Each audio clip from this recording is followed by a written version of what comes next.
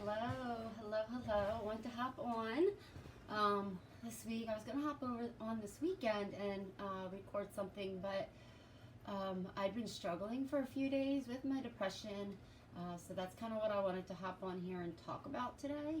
I think a lot of people, when they think of depression, kind of just think of major depression, where is kind of when you can't get out of bed, really can't function at all, at the point where you really just can't do anything, right? You're in bed, you're crying. What people think of as depression is kind of what society's mindset has. Curled up on the couch, eating junk food to soothe those feelings, something like that. That's major depression, which is not what I've been struggling with. I have had major depression before. It is something that creeps up every now and then. But that is not what I deal with on a daily basis. On a daily basis, there's a type of depression called persistent depression. It used to be called dysthymia. And that's kind of like this just constant low to moderate level of just kind of feeling low or feeling heavy. And that's kind of what I have been dealing with lately. And I think that's the I'd have to look up. So don't quote me on accurate stats or anything. But I think that's the type of depression that many of us deal with on a daily basis, right? Because if you're dealing with major depression, then that's when you really can't function. So I know that a lot of us deal with both, I should say.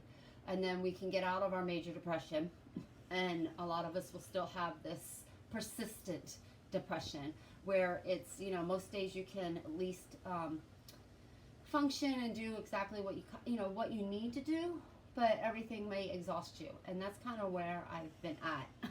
And the other kind of depression that I have dealt with in the past is the seasonal affective disorder depression. So don't deal with that so much now that I'm in Florida, but be honest, I'm triggered pretty quick. It was cloudy yesterday, and it's cloudy and rainy today. So that affects me. That affects me very quickly. My brain really needs that bright sunshine and that warm weather. So there are different types of depression, and I think that's kind of the point of what I wanted to make on this video. Like I said, I've been struggling with the persistent depression, and when I struggle with that, I struggle with my thoughts. I struggle with keeping my thoughts focused. It can be working for a long period of time and not get a whole lot done, right? And sometimes I claim that's ADD, and I think sometimes it can be, but I really think my main issue really is the depression that gets into my thoughts. So, and it's not even that I'm thinking of anything. I'm not having like bad thoughts or negative thoughts. It's just that my brain kind of goes, it like kind of just shuts down, right? And I just can't, it's almost like my brain is too tired and too sluggish and too depressed, to function, to work, and to turn those thoughts out that I need. And the most I can do on those difficult days is just function, get myself, I try to shower every day. I haven't showered yet today, but I'm going to go for a walk in a bit. But I make sure I shower just about every day, because not showering kind of brings me down. So that's something about the shower and feeling clean helps me. So no matter how bad I feel, I always get that shower. I really focus on eating healthy foods and drinking lots of water. And I try to get out for a walk, which is something I did not do yesterday.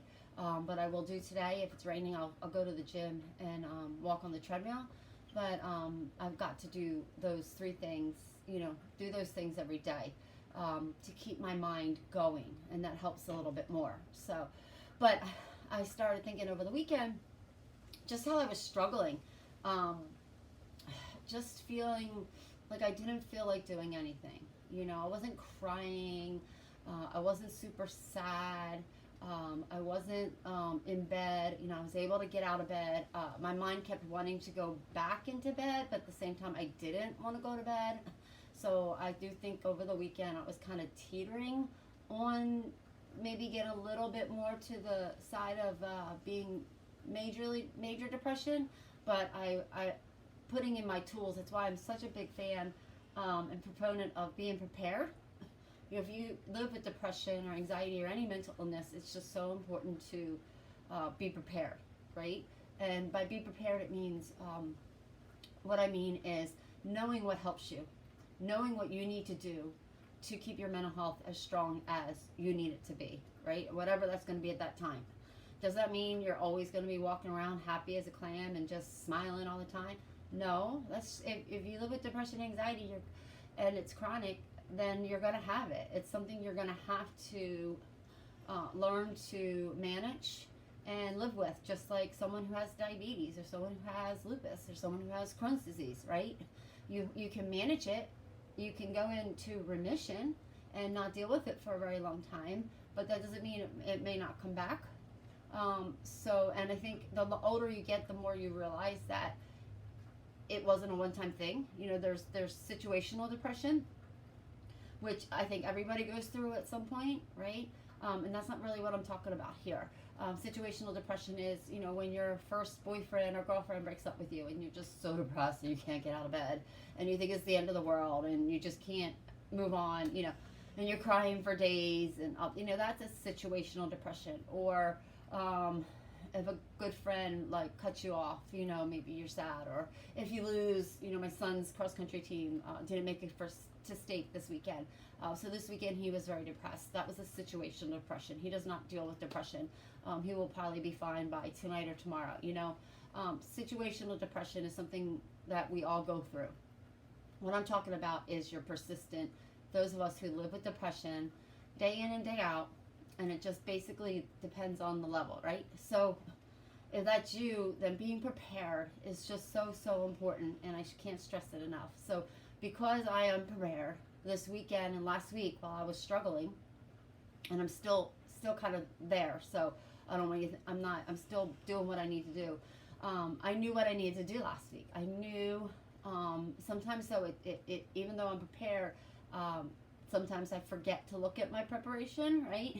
So I just couldn't get out of my funk on Friday, and I was just really struggling just to even just do the basics, right? Everything, I just couldn't get my thoughts to work. My brain just wouldn't process stuff. So I put on a funny show, right? So because comedy helps me, and I think something about laughing releases endorphins in my brain. I don't know if that's scientific. I'm just telling you how it works for me. So when I'm feeling just really low and I can't get that focus and I can't get my brain to even work and turn and process thoughts, one of my go-tos is comedy. And like I said earlier, my other one is to eat healthy. I think sometimes our instinct is to eat junk, right? I don't know if our body craves that or if that's a society thing, like we've seen in movies so often, people who are depressed, wrapped in blankets on the sofa watching TV, crying and eating chocolate or eating cookies or whatever. You know, I'm not real sure if it's a connection because the society has taught us that we should eat junk food when we're depressed, or if there's some kind of chemical reaction or need to that. I'd have to look further into that, but I make sure I resist that urge to eat like that. I eat healthy foods. I make sure I have healthy foods in the house. I resisted eating a plate of nachos this weekend, so I would stay in my mind. So anyway, so I have been struggling with the persistent depression, and I know a lot of you probably struggle with that too. And I think it's a difficult one because we are able to do and go about our day, but we just feel weighted down, right? So a lot of people don't realize we're struggling, realize we're depressed. A lot of times it's the kind of depression where you can put a smile on your face and go about your business, where inside you're crying. You are walking, but you feel like you have cement blocks on your legs, or you feel like you're walking with your weighted blanket. I love my weighted blanket. I sleep with my weighted blanket every night. It has done wonders for my sleep, but I don't want to walk around with it all day, right? It's 15 pounds. I don't feel like walking around with a 15-pound blanket on me, but that's how I feel when I have this persistent depression. I feel like just getting up from this chair is going to be a monumental effort, right? So I feel you. I know how you feel if this is how you feel a lot of days, right? And I know that, you know, I feel sometimes like my brain is empty. I know that sounds strange, but like on Saturday, I just couldn't get my brain to work. You know, I sat and worked all day, but I got very little done. And it's so frustrating, right? Because I have a lot of goals and I have a lot of ambitions and I have a lot of aspirations. But I know that my depression still can hold me back, and I just keep pushing through, right? But it's frustrating as I watch other people reach their goals faster than I'm reaching mine, or reach where they want to go. And, you know, then I have days where I want to get a lot done and I'm all about it, but then I sit there and this depression just kind of stops my brain. Like I actually sometimes feel like on Saturday, I felt like my head was hollow, right? Like I feel like there's nothing in here sometimes when my depression is bothering me, the low persistent depression, because I'm not even really having any depressed thoughts or bad thoughts or anything. Like I just sometimes feel like if I shake my head, there's not going to be anything in there. I don't know. That's the best way I can describe it. So I don't know if any of you can relate to that, but that's how I've been feeling. So I wanted to pop on and kind of talk to you guys about that, to see if any of you can relate to that. I'd love to hear how your depression makes you feel, how you struggle, and what you do to survive and move on, right? Because that's our only option, really, is we've got to find ways to live with the illness we have. You know, some of us, I have a friend who has MS and lupus, and she's amazing. She still goes on. She still figures out a way to live her life to the fullest. So just because we have a chronic illness doesn't mean we can't live our life to the fullest. I think we have to get out of the comparison. You can't compare ourselves and our success to maybe someone who doesn't live with depression, right? Because they're going to have less of a daily battle than we might. But that makes us stronger, right? I think my depression has made me stronger. I'm going to do a video on what my depression has given to me, probably later this week or next week. But I try to look at the blessings of everything that gets thrown into my way in my life. So, and that's including my depression. So anyway, so I wanted to hop on, kind of rambled a little more than I expected, but wanted to kind of explain to you how I've been feeling lately, the difference between major depression, seasonal depression, and persistent depression. You know, the seasonal depression is coming up for a lot of us. Like I said, I don't really get it now that I live in the South in Florida. When I lived in Philadelphia, my seasonal depression started right after Thanksgiving. I usually got through Thanksgiving. Sometimes I could get through Christmas, depending on the winter. If it was a little bit more mild, I could make it through Christmas because of the rush of the holidays.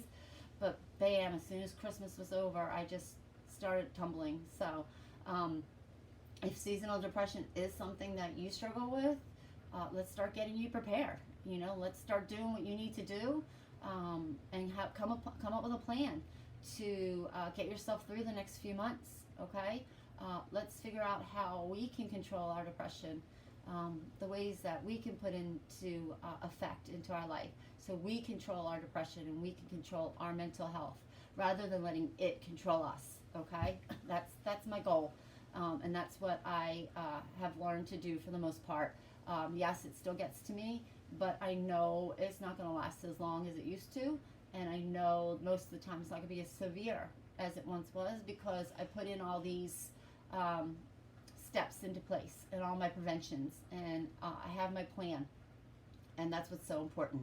So, okay, everyone, thank you. I hope you get something from this. I know I rambled a little more than I expected. But like I said, give me some grace. I have been dealing with the depression, the persistent depression, which is just kind of a low level nonsense. So I'll see you next time.